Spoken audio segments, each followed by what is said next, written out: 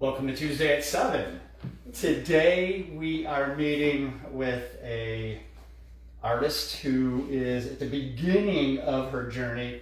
We're going to discover that, and we have Drake actually behind the camera, keep an eye on things. But we want to welcome you guys. If you have never seen a Tuesday at 7 episode, we just gather every Tuesday at 7 p.m. Eastern Standard Time, and we talk to artists. We check out their work. We are inspired by their journey, and we hope that folks will be inspired as well.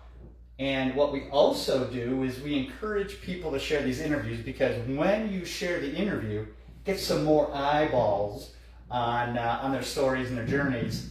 And if you were with us last week, we interviewed Andy Denny, and Andy Denny is an artist, does some great two-dimensional work, but we focused in on his ceramics. He took us into his studio down in Artful, Cleveland.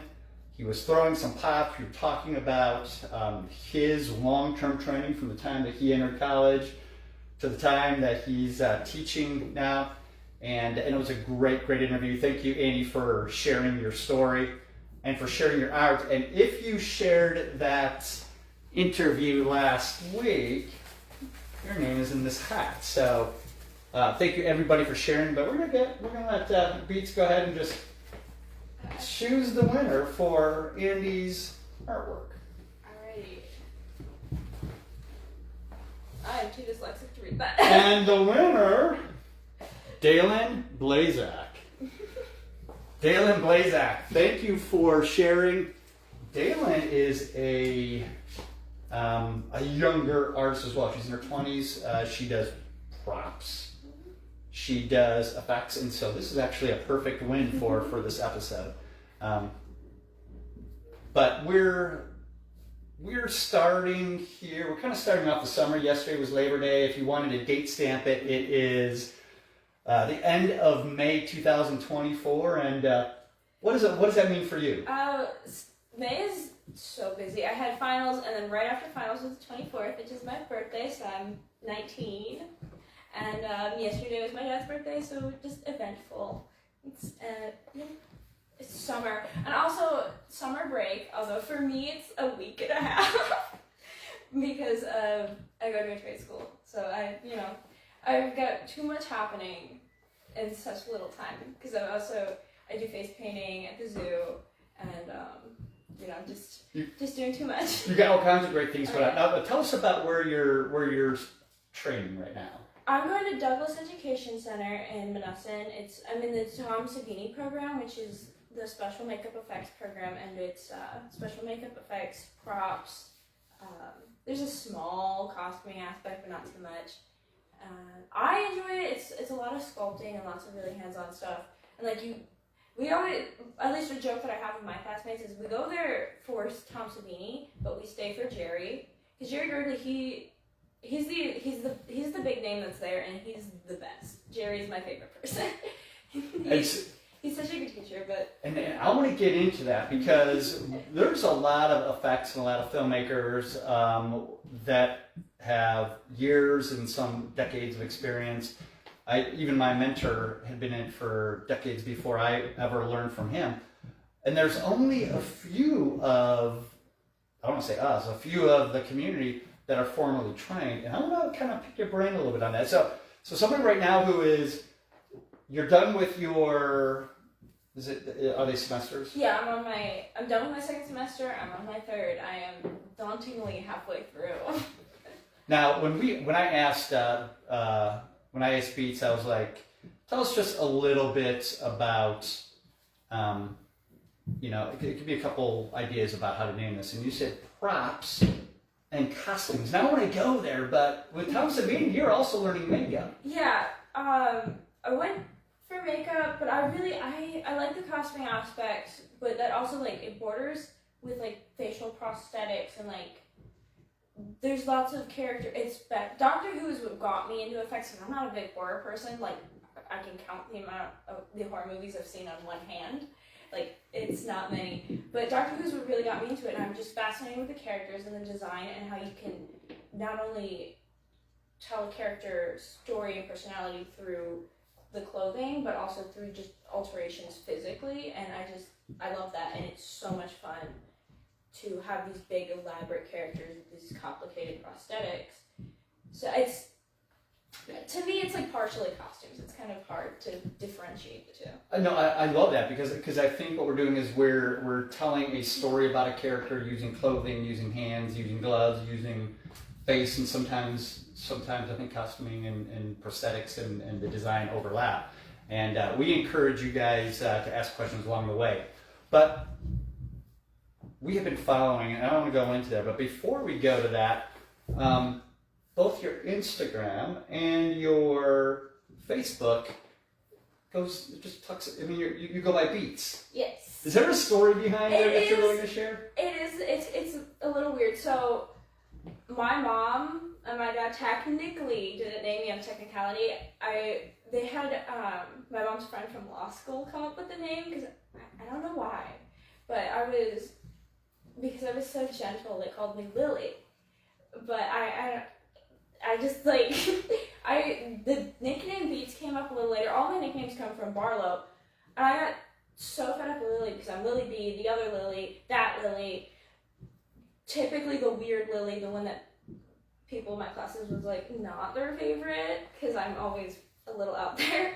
So I wanted to be differentiated, so I went by my nickname Beets, and I forget how weird that is to people who don't see the correlation. I'm not entirely sure exactly how it came up, but my dad used to sing like Beets in the Hood, and like Beady the Boo, which Beady the Boo came from my mom parodying the Winnie the Pooh song to my nickname, but I still don't know where the nickname Beady came from. But either way, Beets, I mean, it's memorable. It sticks. Yeah, that's why I like it, and I think it's cute. I think it's just cutesy. Do you have favorite music or beats that you create too? I really like MGMT, and I love Danny Elfman's music. I really like Oingo Boingo, but my music taste is like really all over the place. It's very, very random. Yeah. Well, we appreciate you guys joining again. We're meeting with Beets. Feel free to ask questions because even after the live session, there's the option of maybe getting some references or maybe some information. Maybe you too want to, jump into, drive over to Pennsylvania and go to school at the Tom Savini school. On the very bottom of your screen, there's a share button. When you hit that share button, it will coach you as to what to do next. You can share it to an individual person. You might say, oh, this is going to be a perfect one for my friend, so-and-so, or I'm going to share this to my friends list, or perhaps share it to a group. There's a lot of groups in Facebook. There's Artists of 216, and there's FX groups. There's Cleveland Haunt Club. There's a whole bunch of groups that you can share it to, and we encourage you to do so. But when you share it, we know it. And then next week, there's a drawing, and that drawing is going to get, tell us really quickly what you're giving away. Okay, I'm just going to slide them in Yeah. the frame. So when you're making clothes and garments, and you're drafting the pattern or even following a pattern, you want to make something called a mock-up out of like a scrap fabric or a cheaper fabric, and this is the mock-up for the Violante dress. And as you can see, if I turn it around, it's missing like a quarter of it because the pattern is symmetrical.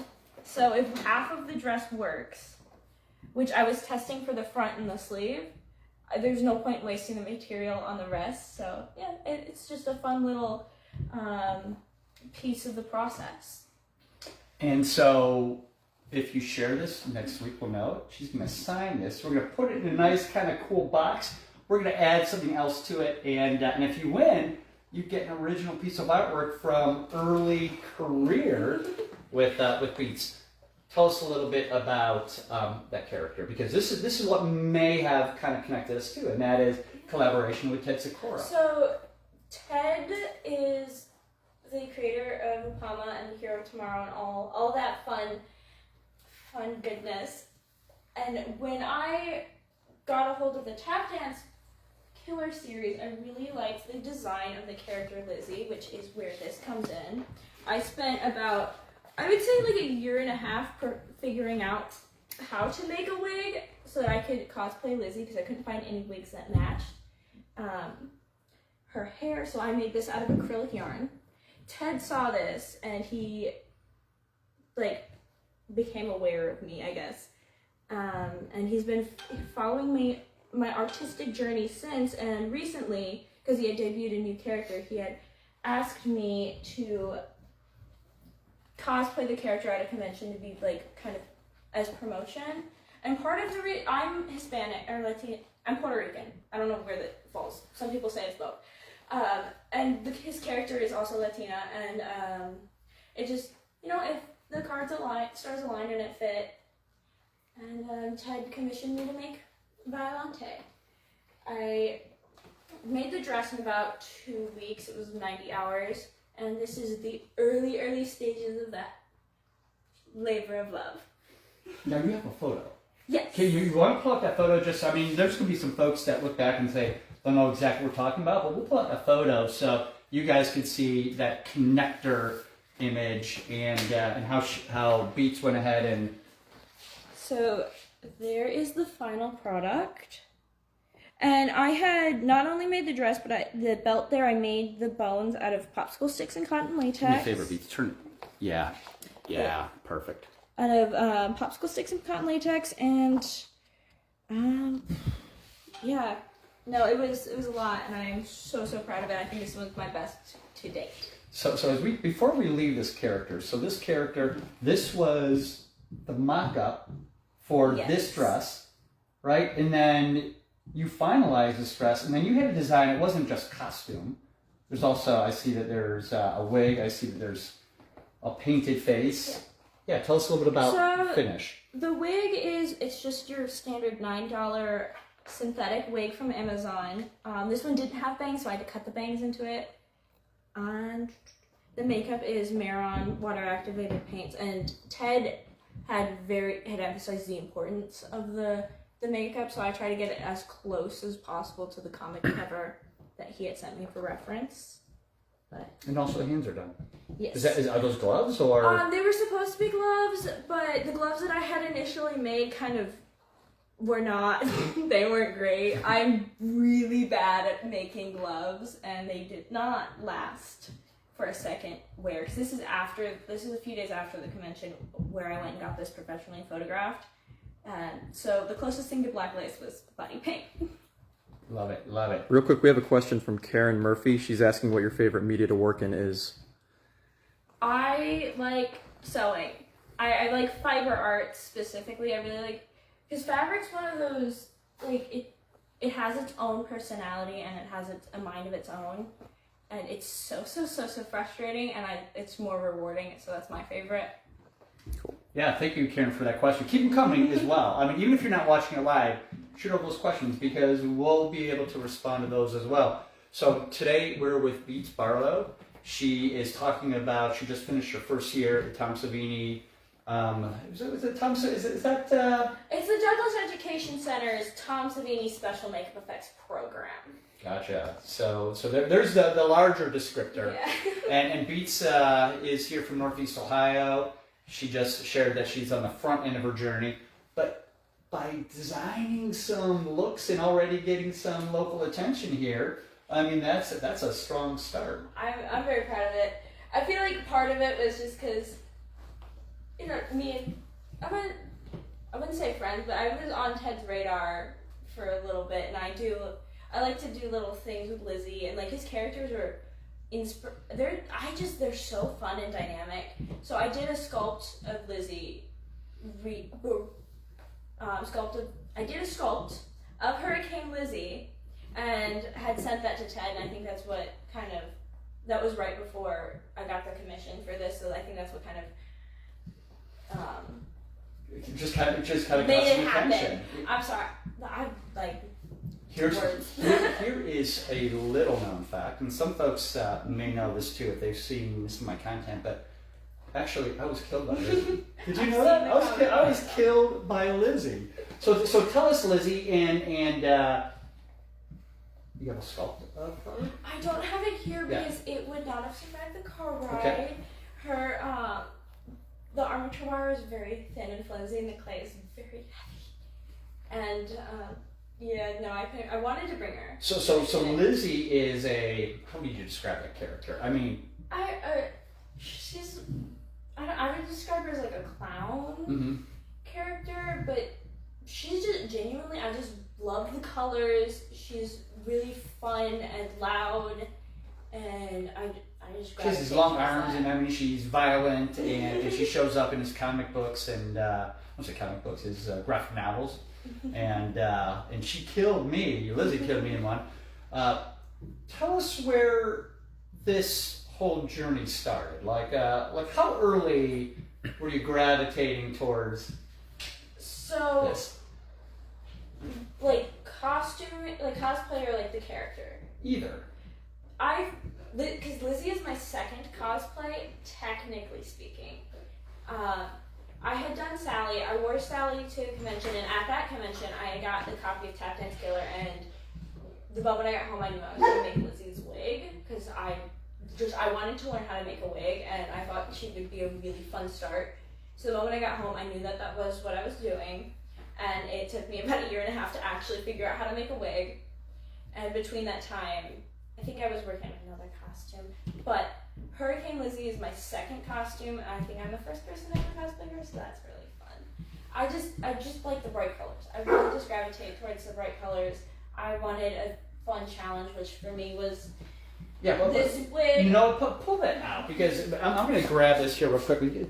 Tell us about this wig. So this is interesting, right? This is Lizzie Wig 2.0. The first time I made it, I used a dome wig cap, which is like a stretchy wig cap, and that did not work. And I also made the wefts with hot glue, which just was not a good idea at all. So turn it inside out here. Let's see the inside. This is actually, my grandma found a wig at a thrift store, and she bought it for me, and I did a really botched job on styling it, so I picked all of the hair, all the wefts out of it, and used this wig as the base. And you just sewed it in there. And I just stitched it in. I think I used a blanket stitch. Not entirely sure if it was a blanket stitch, but what I did. Oh, there's a bobby pin in there from last time before. So, what I did, I made the wefts out of yarn. I tied the yarn around a thread, like a heftier thread, and then I stitched those wefts on. And this wig weighs a lot. I wore it for 6 hours once. I thought I was gonna die. It doubles as a winter coat. It is very hefty if you want to hold it. Yeah, that is heavy. Yeah. Well, that's a lot of material. No, and it's even funnier. It's like there's a whole bald spot right here and here to save me, Some weight, to prevent it from being too heavy. Yeah, it's kind of funny, the story that this actually captured some attention. Yeah, this was what really put me on Ted's radar. Well, we love that. Tell us maybe the origin of your early years. I don't know whether it was. I remember the first time that I did special effects, right? And here's the thing. I was in elementary school, and I melted crayons, in a pan, and I melted my crayons down, and I was moving them through the cotton, and I was just using it for a burn effect. Oh, that's cool. And that was the origin of it. Do you have like a point where you're like, I remember early on, whether it was costuming or props or? So I really, really loved, had a fascination with sewing from a very young age. And I had gotten Mrs. Bennett from CCS. When I was in her class, there was a death in the family, and I have the sewing machine right here. Yeah. I got a sewing machine and a bunch of old quilting supplies from a mother-in-law of hers that had passed away. And that is what was the start of the Sally costume, because I had all these squares, and I got bored one night and I couldn't sleep, so I started hand sewing them together, and then it evolved into me sewing them all together all at once. Let me see. Let me get this ribbon. So you were inspired also by. I love that. So I was just personalized machine. A lot of my costumes and projects are made what do I have? Ooh, I could do such and such with this. So part of the reason why Hurricane Lizzie came about was, I have a few skeins of pink yarn, which that yarn never was used once for this for the wig. And yeah, so for Sally, it was, oh, I have all this fabric. Yeah. Which ironically, it was not sewn on this machine. It was sewn on a different one, which is currently broken. I still have her, but it's broken. I love that you've personalized your machine here. Her name is Cranberry. That's a Sally down there on the bottom, right? It is an iteration of Sally I want to make in the future. When I have art block, I draw her. But, yeah. No, my sister made this one.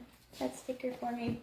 Absolutely love it. Now, there's another machine here in this room. Is that something that you've used? She is a project. Okay. It needs a name, but I haven't used it yet. There's like a superstition that if you name your sewing machine, it'll work with you better. I think it's just fun to name things. But this one, it needs a name. This was given to me by my aunt, Edith, which we just call her Titi Nana. And this was her sewing machine. She got it like in the 70s. And it is a industrial sewing machine, and it is my new little project. So it's missing a few pieces, so we need, that's why it's a bit of a project. We thought we got the right replacement piece, but it was the wrong size. It works. It runs like a dream. Now, do you have to pump it with your foot? No, it's electric. Okay. It just takes oil. Oh. So this is old school. So, hey, for anybody who's watching out there, somebody might say, "I know exactly what year this old singer was made." Do you know the origin or the year this singer was? I believe it is 1971. What year? 71. 71. But how old this is? This here was put on by my grandfather's mother. This little pin cushion. Right so this here. was something that she had on her wrist at some point, right? This was her trick, like that was a trick that she did to keep the pins like from rolling around loose on the table. She put it on the machine, and this was what my Tipi Nana used. I love the fact that you're incorporating a heritage machine into your work, and industrial too. And so as you're just designing costumes, you'll be able to use this. I'm so excited because as much as I love her, this one here, right? there, 8 throws a temper tantrum anytime I do something thicker than 4 layers. And if you can see here, that's like 6 layers of fabric right there. Oh, so you will have to punch through a whole bunch of... It was upset with me. The machine was not having a fun time. You know what I noticed in here? But come in here closely. I also see some contacts. Yeah. Oh, are those, so for those of us who wear or insert contacts, those look like scleras. They're big ones.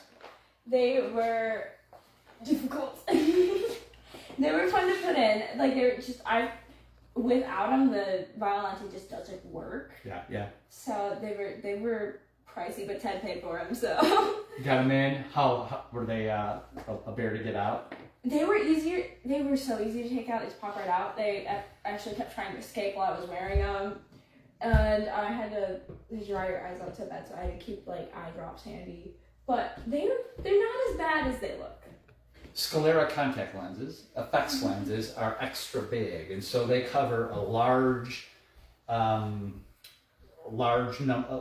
portion of your eyeball, right? Size of a quarter. Yeah, it's crazy. I mean, you got to really open that eye wide to get that thing in and wet it down. So it's right. It was tricky. It took me a hot minute. The day of the convention, I was putting them in, and my grandpa was sitting in the living room, and I got it, and I'm like, yay! And he's like, did you get it? I'm guessing you got it. It was funny. Okay. To me, it was funny. Yeah, was that the first time you wore the sclera? It was the second time I got them in, but every time I get them in, I'm like, oh, finally! Yeah. You mentioned your grandfather. You mentioned that you had some, the machine came from family members. Yeah, it was his sister. His sister. Yeah. Did you have other folks I'm assuming that you had other folks who also did costuming or sewing or... My Tipi Nana, the one I got the sewing machine, she teaches. She used to work for Disney, actually. So she used to work for the Disney parks and did the costumes. And she teaches in a theater department, and I cannot for the life of me remember what college it was. Well, we'll go ahead and have somebody in the family enter that college in. Yeah, so she does sewing, but I didn't learn from her. My grandmother on my dad's side, we don't talk to them very often. She also is an incredibly talented seamstress, so for a little bit she taught me, but for the most part, I have mostly sewn. Oh, Casey. Casey's a family friend of ours. Yeah. She sews and she is beyond talented. Sometimes she makes her own patterns. She's just beyond talented. She taught me a lot of the stuff that I know. But in terms of pattern grafting, I taught myself that because I can't for the life of me figure out how to do a pre-made pattern. Who needs a pre-made pattern when you can make one yourself, right? I can't figure, it's so many little words, and I have to sit there and I have to read and be patient. It's much easier if I YouTube video several techniques and then make it myself. Do it yourself. Well, we appreciate you guys joining us today. There's a share button in the very bottom of your screen. When you hit that share button, we know it. And if your name is drawn next week, I actually forgot to say something cool about that. That let's is come the back to it, first sleeve I've ever sewn.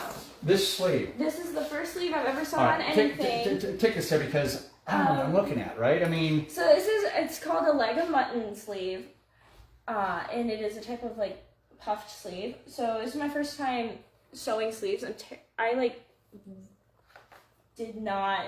That sleeve scare me. So if you notice with a lot, if you look back at my costumes and whatnot, they're all tank tops because I was too freaked out to learn how to do sleeves.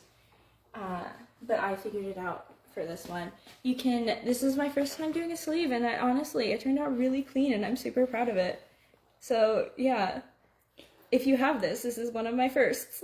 there you go. And so if you share the video, your name gets in the drawing, and Beets is going to go ahead and sign this mock-up of one of her first pieces, and we're going to go ahead and get that to the winner next week. You had mentioned, as we were kind of preparing to press that live button, that perhaps after finishing out, the school in Pennsylvania, and what's the full name of that again? The Douglas Education Center, and I'm in the Tom Savini Special Makeup Effects program. That you're going to perhaps... I want to go to Kent and get a degree in fashion and costume design because, I want to do costumes and props, and a lot of my teachers said it was a good idea because it makes you more versatile, gives you more jobs in the field, and I feel like I'm just not done learning. I really like learning stuff, which is really ironic considering that I did terrible in high school. My education journey is not yet done, and I want to pursue more. And the only reason why I didn't go to Kent, and the reason why I went to Douglas first, is because I didn't think I could do college. I thought I wasn't smart enough, which I think I was wrong. Look at this. I mean, the first time you ever did a sleeve, right? I mean, if you were at this... And I drafted the pattern too. I traced the sleeve pattern like the normal sleeve, and then I modified it to make it a leg of mutton. So I'm just so proud of that. I worked hard. There's something to be said about having your first success. I don't say first success in creating a pattern with that sleeve, certainly. Tell us a little bit about your studies, because there's a lot, we had mentioned before, there's a lot of effects artists, right? And so you find yourself in Pennsylvania, right? You're at that time 18 years old. You go to class, and what happens? I have one of my assignments here. We do a lot of just anatomy sculpting before we can go into anything too crazy with facial prosthetics and everything, because you can't really do anything unless you have an understanding of the human body. We also, semester 1 was foundation, sculpture, and cosmetic makeup, so it was just the basics, which was fun. Inside here, is there any type of armature or anything in here that helps you keep it shape, or is that all clay? It is an armature. You can see the wires coming out at the bottom. Okay. But I think it's wire. I think it's aluminum wire, but I'm not entirely sure. I wasn't paying attention. So you find yourself in Pennsylvania, away from home, sitting in front of a board, and you're like, okay, so I'm gonna sculpt this body.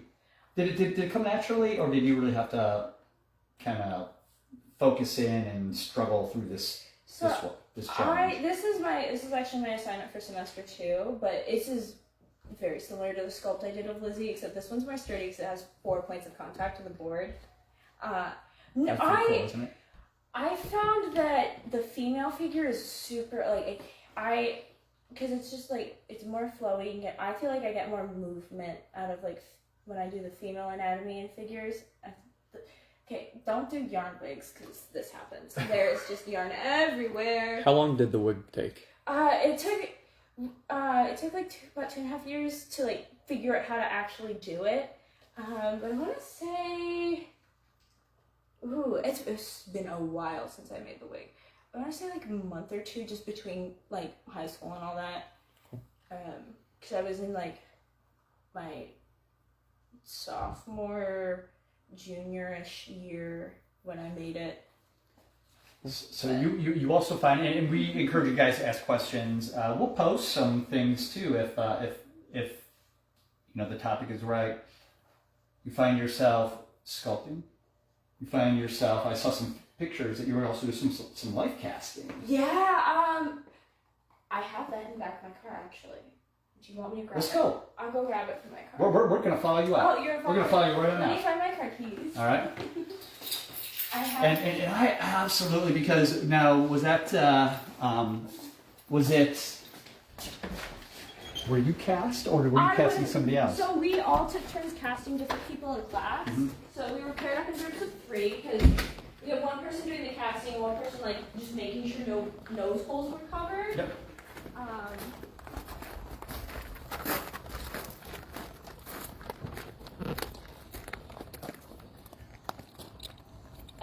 But I was casted and I was the weird kid who would like hang out underwater and like just chill. So I found it rather soothing. So this is what we call the corrective positive. So we made a hydrocal copy. So the initial life cast was hydrocal, and then we do one in ultracal after we like sand off any air bubbles impurities. You can see the mistakes I made when I made this one because there was a giant air bubble in the nose and the nose just fell off. So you had to kind of sculpt it back in, right? Yeah, I had to sculpt that. I mixed up ultracal and started back on. And there's also quite a few holes. I did a very bad job on You know what? it. Let's take that back in because I want to continue to talk about that. So, for the idea of life casting, they're going to take a impression cream and cover your face, right? We used alginate. Use regular alginate. Yeah. Rick, you got a. I wasn't sure if you saw that. Yeah. That sports cream. That's all right because I I saw your brother practicing out in the yard. He does hockey and lacrosse. He does a lot. So, for those who have never seen or experienced life cast, you grab impression cream, which in your case they use alginate. Alginate is, if you ever had your mouth, cast, or you had something, dental done, you probably had alginate in your mouth. Maybe you had a different impression cream. You cover the face. You create a rigid mother mold. Is that what they did? They used plaster bandages. Yep. We did alginate, plaster bandages, and then we were stuck there until it cured. Because you were chill underwater, you did really good with that alginate all over your face. I did fine. It smelled nice. It was nice and cool, and it felt like a facial, and I was just chilling up against the wall. When they said, okay, we're good, tell us the process of like. It just kind of rocked forward, and it's the weirdest feeling of it, like just detaching from your face. My ear kind of let me sit for a bit, so it just kind of started sliding off on its own after it cured because it got heavy. Yeah. But no, it's so weird. It's honestly like, coming up, like you're underwater in a pool and you come out like to the surface. It's just like swimming under. It really is just kind of like swimming. Yeah. So yeah. I personally didn't have much of a problem, but there have been like in semesters before me, there have been people who just like tore it off and were like, I'm done. I'm dropping out and we're gone.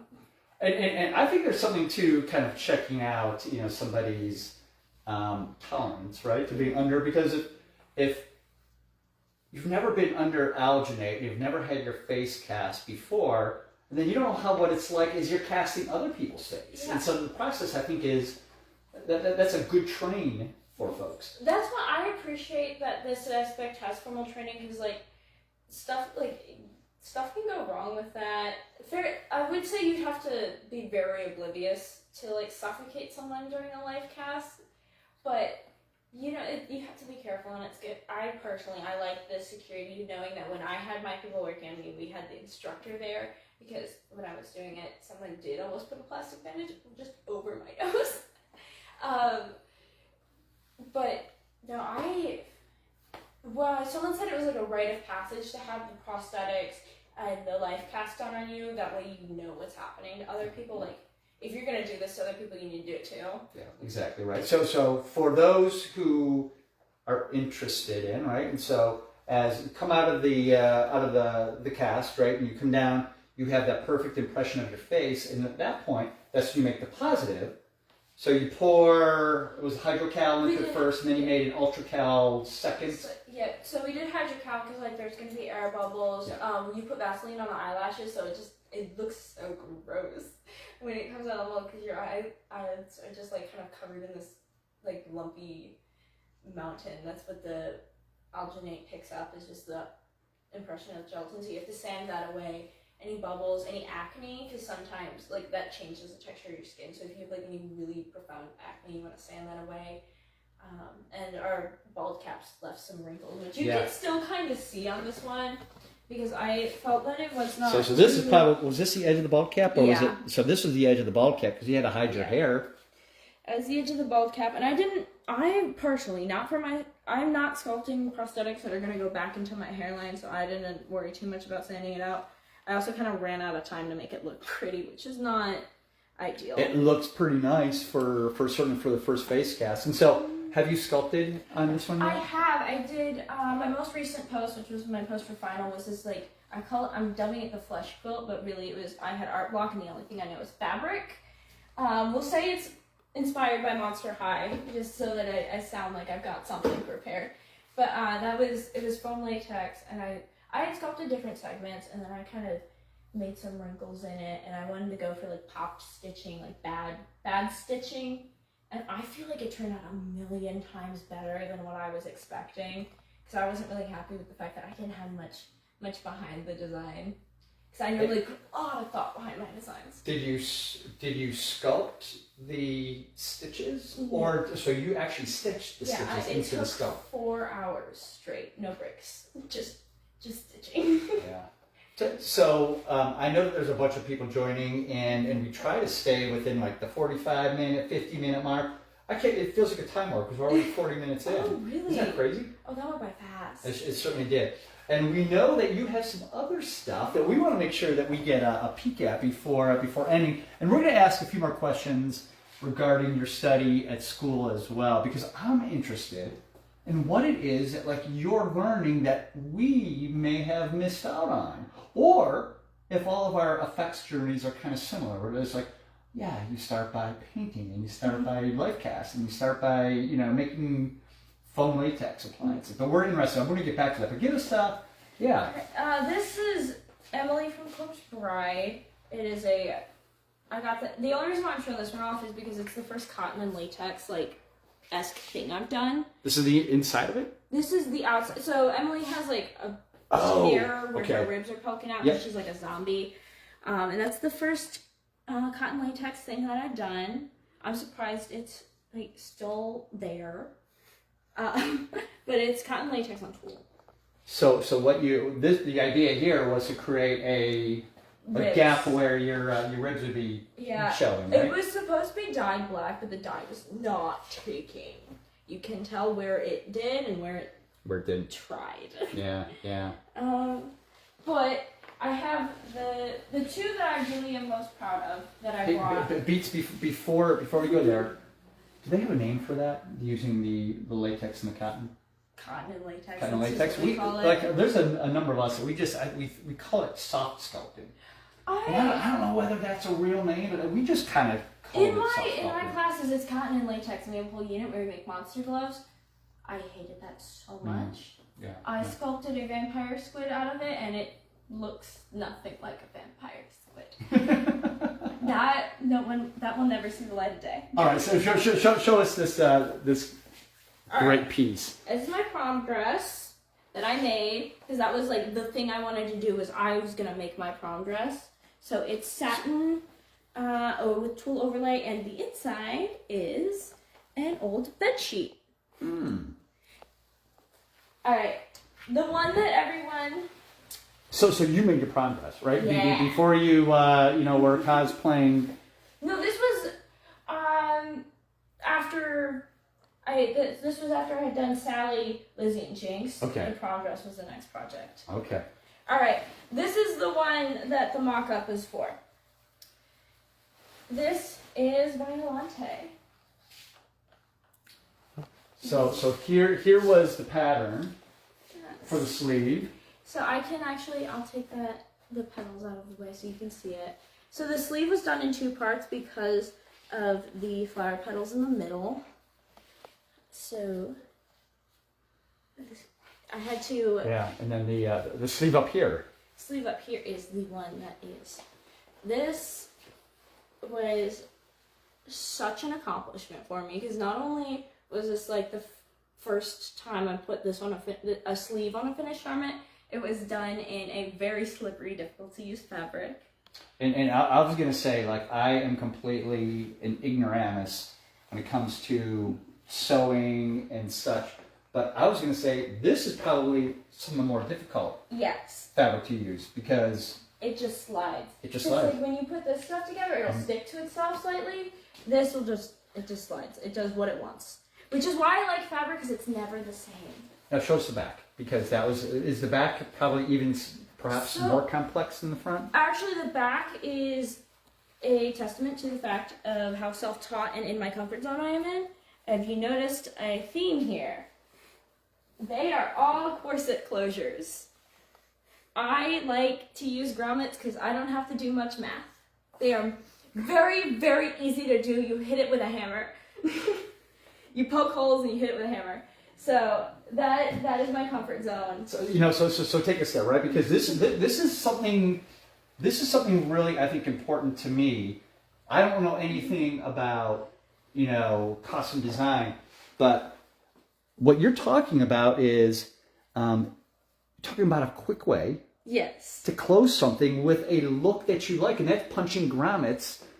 Yeah, no, it's such a beginner-friendly way to do things. Don't buy cheap grommets because they will snag your fabric, because the metal will not do what it's supposed to because it's low-quality metal.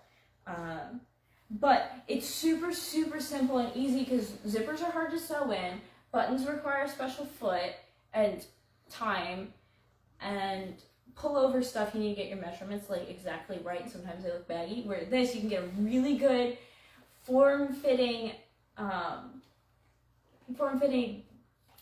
closure, right? With little to no effort. I did scare the crap out of my roommates because they did not expect to hear loud hammer noises in the middle of the night. Hey, but you were pulling an all-nighter, right? And the grommets are going in at 3 a.m. I was, because I let my midterms and classes get on top of me about the dress, but I got it done. Plug the photo of that character one more time, because what we want to do is take a look at, because you built this character, right? And here's hold it straight up, because a little higher. Yeah, perfect. Yeah, perfect, because we have no light. That's perfect. So this character was one that you also did you also go out to a Comic-Con, or? Yes, I went out and there was Saturday and Sunday at Fan Expo. I was a little promotional thing I had so much fun. I got to talk to other costumers. I won judges pick at the competition, which is it's not a big award, but my sewing skills were acknowledged. And I was, it was just so much fun because I got to talk to a bunch of people in the convention, and I got to hang out at the booth. And Ted gave us so much so many comics and so much merch and a bunch of stickers, and so much fun stuff. Well, I'll tell you what, the story. I mean, you haven't only crossed the starting line. You're You want to see? You want to see how far I've come? Yes. Okay. This is one of my first sculptures. This was supposed to be a bowl. I didn't understand how bowls worked, I guess. Oh. And jack-o'-lanterns. I've come very far. So now you're sculpting at the I just call it the Savini School, right? Because I don't know the whole Yeah, no, everyone calls it Savini School. Sometimes we call it Savini High because we're an immature group of people. Oh, and we got this guy. I made this my junior year of high school. So you were sculpting. I mean, CCS's main art thing is the ceramics. They poured a lot of money into the clay and the kiln and everything, so I see why. But we do a lot of ceramics at CCS just because it's the materials we have. But my budget, I'm very proud of these guys. They're budget frogs. Taxes, grocery list, and bills. and at the very early stages, you were sculpting out of clay, and now you're really sculpting out of clay. I mean, that's really sculpting out of clay. I love that piece, by the way. Yeah, that's absolutely amazing. I'm so proud of them. These guys are cute. and now you're creating. This one actually isn't even finished. It's just the only one that was sturdy enough to take with me. I still need to do like the toes and the fingernails. The concept behind it was like her ribs are tearing out of her torso. Are you going to make a mold of that, or are you just going to enjoy the sculpt? I think it would be a really difficult and complicated mold. I agree. I'm just going to keep her as is. Yeah. But I've been wanting to make these like fun flower pots with like face pieces all around them because I have this like hexagonal flower pot and I want to sculpt stuff on it and cast that and make a bunch and sell those, but time is not my friend. I am working way too much. And by working, you mean that you're also painting faces. I like painting faces. That's like, I am back from school, I want to hang out with my friends, and they face paint. So that's why I'm here. But I work at the Walmart Garden Center. I work at a nursing home as wait staff, and then homework. And sometimes I'll pick up like a face painting gig through the school in Monessen. I am working myself to death. I've done the math. I have an hour and a half of free time every day. That's it. And for folks that have kind of your creative drive, an hour and a half each day is just not enough. What's next? So next semester is eyes and teeth. I think there's some props that are happening, which I'm excited for. But I have like a few personal projects that I want to do. Like I don't know if everyone's seen the Sally, words are not my friend today. We posted a couple photos of Sally. Yeah, that one with the pencil skirt and the flats. So I want to polish that off and make it more accurate to the doll that she's based off of. I have this gorgeous iridescent fabric that shifts from green to red, and I have this rose petal dress that I am planning on making, and it's just a matter of finding time. And I also have this fish character, and that one I'm really excited for because next semester is advanced mold making, which I should be able to create her makeup because she's got these like fins at her mouth and scales, and she's bald with this big mohawk that I want to put LEDs in, and I want to make like a really pretty iridescent dress for that, which I think I might use the red and green fabric and just like kill two birds with one stone and do it all at once and combine the beta fish and the iridescent rose petal dress together. But you guys have heard it. We've had a chance to meet with Beets Barlow.